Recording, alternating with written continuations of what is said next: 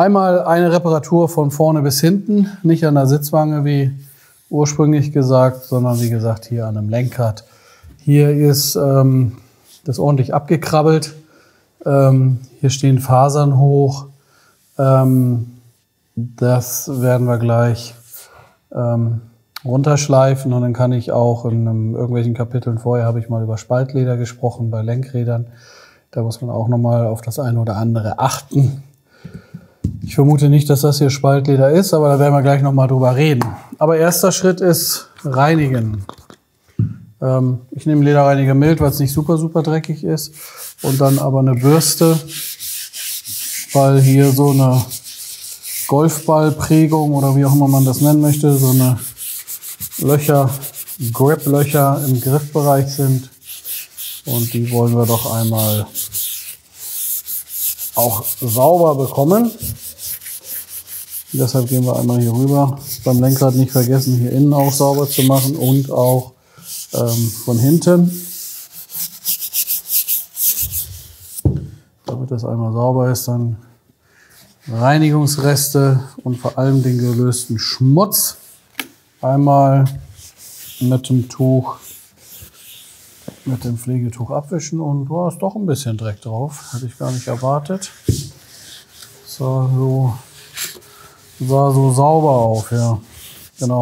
Hinter der Kamera ist ein Fenster und da habe ich gerade hingeguckt, weil da die Post lang gefahren ist. Falls ihr euch wundert, wo guckt da hin? So, genau, das ist der erste Schritt. Zweiter Schritt, entfetten. Super wichtig, weil man einfach keine gute Haftung bekommt und das Material, was wir oben auftragen, klebrig werden kann, wenn man das nicht gut entfettet. Genau, deshalb machen wir einen Fetter drauf. Und wir haben ja auch in einem anderen Kapitel einmal gezeigt, wenn das mit dem normalen Entfetter nicht reicht, was man dann machen muss mit der Fettabsorberpaste. Ne? Das ist aber hier nicht notwendig, weil das ist nicht so fettig. Genau, wie gesagt, jetzt kann man das trocknen lassen, trocken föhnen. Das ist aber ein schwarzes Lenkrad, ein schwarzes, mattes Lenkrad. Und deshalb werde ich hier das nicht trocken föhnen und auch nicht trocknen lassen, sondern mit einem trockenen Pflegetuch trocken reiben. Dann habe ich das nicht so genau. So, jetzt werden wir diese raue Stelle hier glatt schleifen. Und das ist das, was halt dann den Unterschied macht zwischen einem Spaltleder und einem Narbenleder auf einem Lenkrad. Wenn man ein Spaltleder hat, kann man es gar nicht glatt schleifen, weil es eben Entschuldigung, keine Narbe hat, sondern ein Spalt ist und die Fasern immer rau bleiben, immer rau bleiben, immer rau bleiben. Und dann kriegt man den nicht so glatt, wie man das gerne möchte. Und anders als bei diesem Lenkrad hier, wo man halt wirklich das dann schönen Übergang hinbekommt und das schön flach bekommt. Wenn man jetzt Spaltleder hat und man schleift und schleift und schleift und es wird einfach nicht glatt, sondern es ist immer noch faserig hier und man kriegt das nicht glatt, dann muss man einmal entstauben und auf das raue Leder ein bisschen Farbe auftragen, mit dem Schwamm oder Sprühen, die trocken föhnen, dann sind die Fasern hart und dann brechen sie auch und dann kann man sie auch glatt schleifen. Also man braucht dann ein bisschen Bindemittel, man kann auch Farbe neutral nehmen. Das ist noch ein Produkt, was auch in der Grundausstattung drin ist. Das ist eben genau für solche Sachen gedacht. Das ist ein Bindemittel, also Farbe ohne Pigment.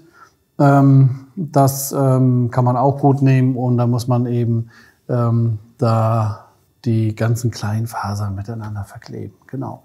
So, jetzt haben wir das hier glatt geschliffen, angepasst. Jetzt entstauben wir das einmal ordentlich und dann nehmen wir unsere gefilterte Farbe und machen natürlich einen Test auf dem Tuch. Das ist immer das Gleiche im Prinzip. Und tragen hier 1, 2 dünne Schichten Farbe auf. Ihr seht, es bietet sich schon an. Also wenn man die Möglichkeit hat, das Lenkrad auszubauen, dann ist das natürlich super. Wenn man es nicht ausbauen kann, dann ist es nicht so, dass man es nicht machen kann. Aber dann steht man natürlich vor der Aufgabe, im Auto ordentlich abzukleben. Dann würde ich auch auf jeden Fall mit so einer Airbrush-Pistole arbeiten, weil man da halt mit viel, viel weniger Druck arbeiten kann und dann nebelt es halt auch einfach viel, viel weniger da drin. Und jetzt machen wir wieder einen Zwischenschliff hier. Das ist eigentlich wie beim Spaltlederlenkrad auch. Würde man jetzt eben auch einen Zwischenschliff machen, um das noch glatter zu kriegen. Oh, das wird schon richtig schön. Und dann kommt man da langsam in die Richtung, wo man hin möchte. Jawohl. Und dann wieder eine Farbschicht auftragen. Natürlich vorher wieder entstauben.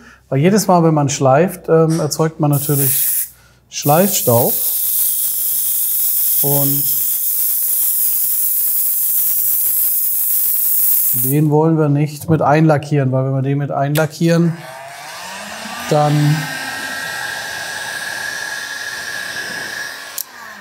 hat man ein sehr, sehr raues Leder und das fühlt sich einfach nicht gut an. Genau. Jetzt schon eine ganze Menge Farbe gefehlt, also da haben wir, das haben wir ja präpariert, da haben wir vielleicht waren wir ein bisschen übermotiviert, aber auch im echten Leben ist ja durchaus mal ein Lenkrad mit dabei, was ein bisschen mehr Farbverlust hat. Und da muss man hier auch ein bisschen Schichten aufbauen und sich sukzessive daran arbeiten. Aber genauso macht man auch eine Sitzwange oder in einem anderen Bereich arbeitet man da. Und wenn man sagt, ich möchte mal ein bisschen mich mal ausprobieren, dann ist vielleicht so ein Lenkrad gar nicht schlecht. Und vielleicht ist auch unser Endkundenprodukt das Lenkrad-Reparaturset. Da blenden wir jetzt mal ein Video ein, also den Link zu einem Video, wo wir das erklären, wie das geht. Und das Fresh, was wir da verwenden in diesem Video, das kann man auch sprühen. Und das ist, glaube ich, eine ganz gute Geschichte, mit der man mal anfangen kann. Da ist ein schwarzes Fresh mit drin, also für ein schwarzes Lenkrad eben. Da sind 30 ml drin, Leder Fresh. Aber alle anderen Produkte, die da drin sind, reichen auch locker für eine Sitzwangenreparatur. Das ist gar kein Thema.